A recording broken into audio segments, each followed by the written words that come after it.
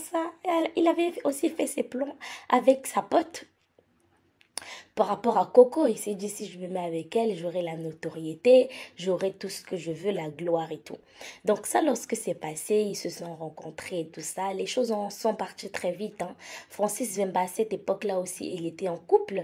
Donc du coup, il ne s'est pas gêné de quitter son ex qui avait un bébé de 4 mois pour partir avec Coco Emilia. Coco Emilia qui mettait des pics ici, là aujourd'hui, elle-même, elle est restée avec un bébé. Coco Emilia qui mettait des pics, des ceci, cela, toutes ces choses-là. Donc, du coup, ce qui a fait que ils ont fait la dot et tout ça, machin. Ils ont précipité le mariage et tout, tralala. Mais ce qui est un peu bizarre dans cette histoire, c'est que depuis qu'ils se sont mariés, la seule fois où Francis Vemba était parti, c'était quand Coco Emilia, c'était pour leur mariage en fait. Désolée, les amis, je vais me gratter un peu. Donc, je disais, c'était pour leur mariage qu'il était parti au Cameroun. Et lorsqu'il est parti au Cameroun, après ça, il n'est plus jamais revenu au Cameroun. Il n'est plus jamais revenu au Cameroun. Et c'est là qu'on aurait appris que Coco Emilia était enceinte, quoi. Donc, parce que lorsqu'elle s'est mariée, elle était enceinte. Donc, du coup, il n'a pas du tout assisté à toute la grossesse, à part virtuelle, où il postait des photos de temps en temps, des nanani, danana.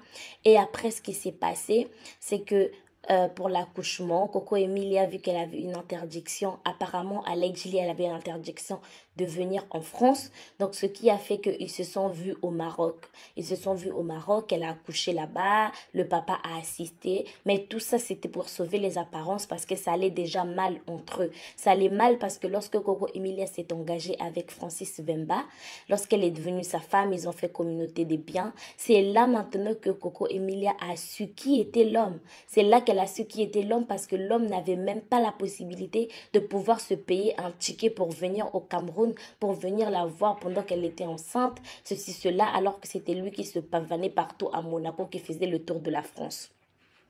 Donc, du coup, ce qui s'est passé, c'est que Coco, pour sauver les apparences, hein, elle joue toujours la femme mariée, la femme calme, ceci, cela. Mais les taux se resserrent. Les taux se resserrent. Coco ne peut plus s'offrir ses sacs Balma, ses sacs de crocodile. On peut plus pondre le crocodile à cause de Coco pour pouvoir lui faire un sac.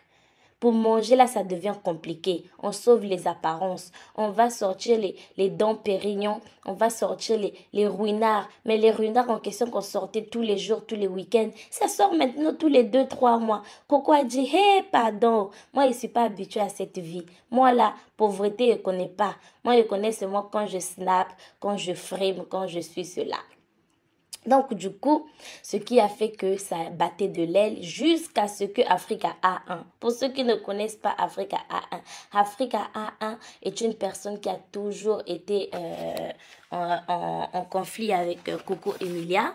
Donc, du coup, Africa A1 nous a jeté la puce à l'oreille. Elle a dit, hé les amis, vous n'êtes pas au courant que Coco Emilia n'est plus mariée. Elle a pu son alliance. Où est partie l'alliance? Les gens se sont dit, bon, voilà quoi, c'est juste de la mauvaise foi. Ça se peut aussi que ça arrive, hein, les femmes mariées enlèvent leur alliance. Elle revient encore, elle nous dit, les amis, vous n'êtes pas au courant. Coco Emilia a changé le nom sur les réseaux sociaux.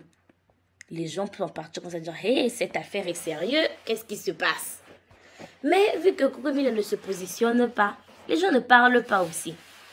Et du coup, elle balance encore une grosse bombe. Elle dit, vous n'êtes pas au courant, Coco Emilia a